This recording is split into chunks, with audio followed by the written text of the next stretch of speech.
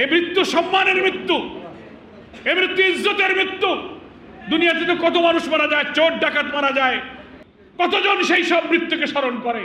কিন্তু আপনার সন্তান, আপনার স্বামী, আপনার ভাইয়ের মৃত্যু আজকে দুনিয়া নয়, দেশের কোটি কোটি মানুষ শ্রদ্ধার সাথে স্মরণ করছে। এই অত্যাচারী ফ্যাসিবাদ বিরোধী আন্দোলনের ইতিহাস একদিন লেখা হবে।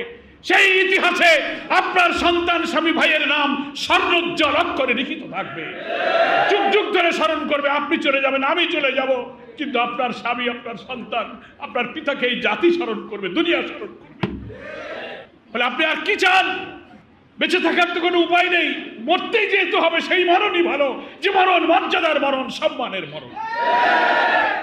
আমার মা, আমার ভাই, আমার পিতা, আমার সন্তানদেরকে আমি সান্ত্বনা দিতে গিয়ে বলবো, আমাদের কথায় হয়তো আপনাদের হৃদয় প্রশান্ত হবে না, তৃপ্ত হবে না, স্থির হবে না, কিন্তু আল্লাহর এই তাকদীরের কথা চিন্তা করলে আপনার হৃদয় আপনি সবর করতে পারবেন। আরেকটি উপকার আছে। আল্লাহ রসুল আরেকটি হাদিসে বলেছেন, কোনো আপনজনের মৃত্যুর পর সে যদি আহাজারি করে ছটপট না করে, আল্লাহর এই সিদ্ধান্তে অসন্তুষ্ট না হয়ে আল্লাহর ফয়সালায় খুশি হয়ে আলহামদুলিল্লাহ বলে, আল্লাহ রসুল বলেছেন জান্নাতের মধ্যে ওই সবরকারী জন্য একটা ঘর নির্মাণ করা হবে, তার নাম হবে বাইতুল হামদ। আপনি শহীদ পরিবারের সদস্য হয়ে যদি সবর করতে পারেন, আল্লাহর এই ফয়সালায় আপনি খুশি থাকেন, হতে পারে আল্লাহ রাজি হলে ওই বাইতুল হামদের অধিকারী আপনিও হতে পারবেন ইনশাআল্লাহ। তাই আপনি সবর করুন। বলে আল্লাহ তাকে বলেছে মৃত নয়, বল আহিয়া, উনি জীবিত। কিন্তু আমরা বুঝতে পারি না, এটা আল্লাহই বলছেন, ওয়ালাকিন লা তাশউরুন, তোমরা এটা বুঝতে পারো না। আপনি দেখছেন আমার স্বামী তো আমার সামনে নেই, আমার সন্তান নেই, আমার বাপ নেই, তাহলে সে মরে গেছে না। আল্লাহ বলছেন সে মরেনি, সে বেঁচে আছে। কিভাবে বেঁচে আছে? দুনিয়াতেই তো তার বেঁচে থাকা, শুধু তার দেহটা নেই, কিন্তু তার জীবন, তার চরিত্র, তার আখলাক, তার সাহস, তার আত্মত্যাগ, তার আত্মদান, তার অবদান, জাতির জন্য তার ত্যাগ এবং সাহস প্রতিদিন প্রতি ঘন্টায় দুনিয়া দেশে আলোচনা হচ্ছে। এই আলোচনায় দোয়াই তো তার বেঁচে থাকা। মানুষের স্মরণে বেঁচে আছে, দোয়ায় বেঁচে আছে, বক্তব্যে বেঁচে আছে, স্লোগানে স্লোগানে সে বেঁচে আছে। চিরদিন সে বেঁচে থাকবে। আর মৃত্যুর সাথে সাথে আল্লাহ রসুল বলেছেন, কোন শহীদ যদি কবুল হয়ে যায়, তার শরীর থেকে রক্ত জমিনে পড়ার আগেই আল্লাহ তার গুনাহ মাফ করে দেন। জান্নাতের মধ্যে তিনি সবুজ পাখি হয়ে ভ্রমণ করেন। আলহামদুলিল্লাহ। আল্লাহ তাআলা এই শহীদদের কথা বলেছেন, ইনদা রাব্বিহিম ইরযাকুন, আল্লাহ তাআলা তাদেরকে রিজিক দিচ্ছে, খাচ্ছে। তা রিজিক পায় কি মরা মানুষ না জীবিত মানুষ?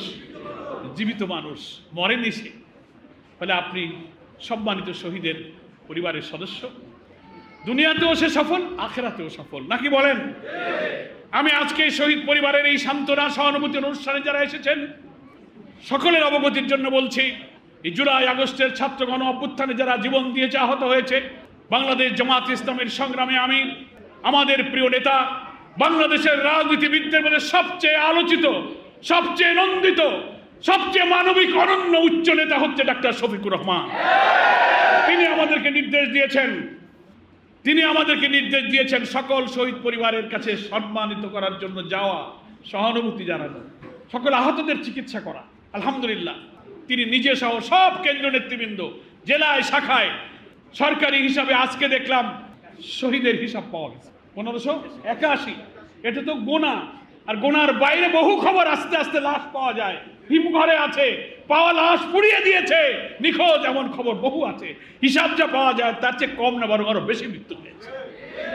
আমরা চেষ্টা করেছি জামাত ইসলামী তাদের কাছে পৌঁছানোর, আহতদের চিকিৎসার সব নির্দেশ যতটা পারি আমাদের তৌফিক অনুযায়ী আমরা তাদের পাশে দাঁড়াচ্ছি। উপদেষ্টা পরিষদের সদস্য একজন বলেছিলেন, যারা এই ছাত্র গণ অভ্যুত্থানে শহীদ হয়েছে সেই শহীদ পরিবারের জন্য তারা প্রতি মাসে ভাতা নির্ধারণ করে দেবেন। পত্রিকায় আমরা দেখেছি, তাদের চিকিৎসার দায়িত্ব নেবেন।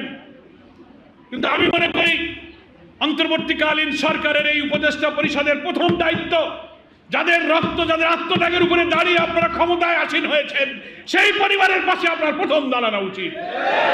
প্রত্যেকের জন্য মাসিক ভাতা নির্ধারণ করুন, আহতদের সুচিকিৎসার জন্য দেশের টাকা দিন, প্রয়োজনে বিদেশে প্রেরণ করুন। আপনারা বলেছেন, কিন্তু সেটা কার্যকরী হতে আমরা তেমন দেখছি না। এটাকে ত্বরান্বিত করা প্রয়োজন।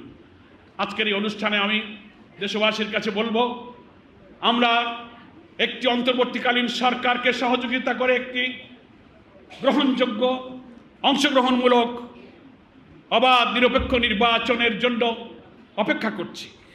জনগণের নির্বাচিত প্রতিনিধিদের হাতে ক্ষমতা হস্তান্তর হবে। রাষ্ট্রযন্ত্রের প্রতিটি জায়গায় যে ক্ষত হয়েছে, দলীয়করণ, দুর্নীতি, পাপাচার, অনাচার গোটা রাষ্ট্রযন্ত্রকে ধ্বংস করেছে, সেই ন্যূনতম সংস্কারের মধ্য দিয়ে খুব কম সময়ে যেমন সম্ভব হয় না, খুব দীর্ঘ সময় আমরা দিতে চাই না, এটা যৌক্তিক সময়ের মধ্যে সংস্কার কাজ সম্পন্ন করে নির্বাচনের রোড ম্যাপ ঘোষণা করে এই শহীদদের রক্তের ঋণ শোধ করতে হবে। একটা নতুন বাংলাদেশ গড়তে হবে, যে বাংলাদেশে মিথ্যা মামলা, হামলা, জুলুম, অধিকার বঞ্চনা, অর্থনীতি, সমাজ, রাজনীতি, জুডিশিয়ারি প্রত্যেকটি ক্ষেত্রে মানুষ ইনসাফ পাবে, যার বাড়িতে থেকে সে হালাল রুজি করে আয় উপার্জন করে নিরাপদে থাকবে। সেই বাংলাদেশ নির্বাচনের জন্য, সেই বাংলাদেশ তৈরির জন্য এরা কিন্তু জীবন দিয়েছে। ফলে সেই বাংলাদেশ নির্মাণের জন্যে, সেই বাংলাদেশ তৈরির জন্যে, নতুন বাংলাদেশের জন্য আপনারা অবিলম্বে জাতীয় নির্বাচনের পরিবেশ সৃষ্টি করুন। ততক্ষণ জামাত ইসলামী এই অন্তর্বর্তীকালীন সরকারকে সহযোগিতা করতে রাজি আছে।